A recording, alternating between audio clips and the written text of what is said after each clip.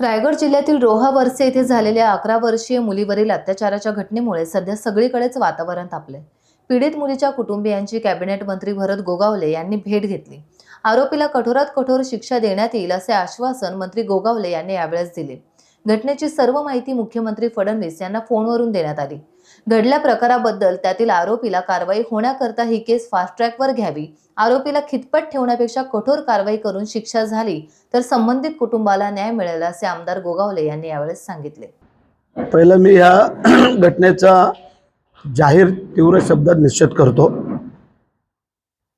आता आमची त्यांच्या कुटुंबियाची आम्ही भेट घेतली। त्याचे वडील, आई, त्यांचे नातेवाईक, त्यांची परिस्थिती, वस्तुस्थिती, मनस्थिती आम्ही पाहिली।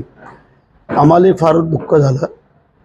मी तिथे शब्द दिला होता त्यांना आणि मी आत्ताच मुख्यमंत्री फडणवीस साहेबांशी चर्चा केली। त्यांचा आता फोन आला।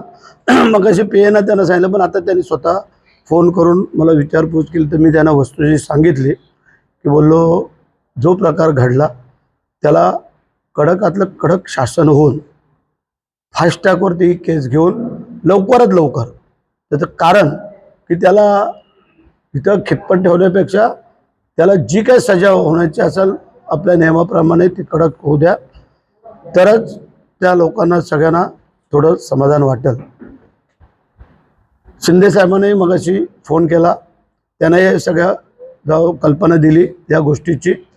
तर आमची जबाबदारी आहे एक लोकप्रतिनिधी म्हणून आणि आता सरकारचा प्रतिनिधी म्हणून, मंत्री म्हणून आमची जबाबदारी होती त्यांना धीर देणं, त्यांना काही अडचण असेल तर त्याला सहकार्य करणं।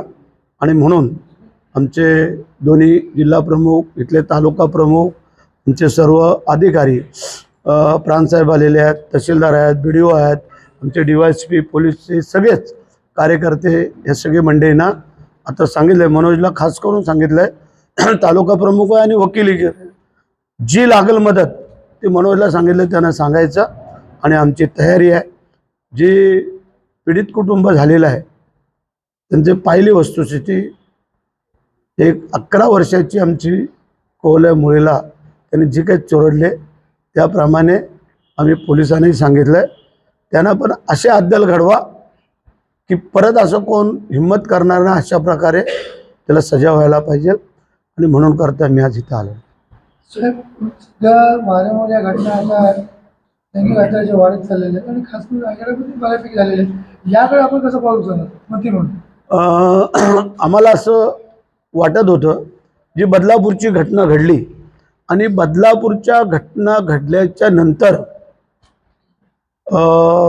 सुधारणा होईल असं मला वाटलं होतं, परंतु आपण बोलताय ते बरोबर आहे, असं नाही आहे। परंतु आता मी मुख्यमंत्री, उपमुख्यमंत्री चर्चा केल्यानंतर टाइम्स डिजिटलला लाईक करा, सबस्क्राईब करा, शेअर करा आणि बेल आयकॉन दाबायला विसरू नका। पाहत रहा टाइम्स डिजिटल।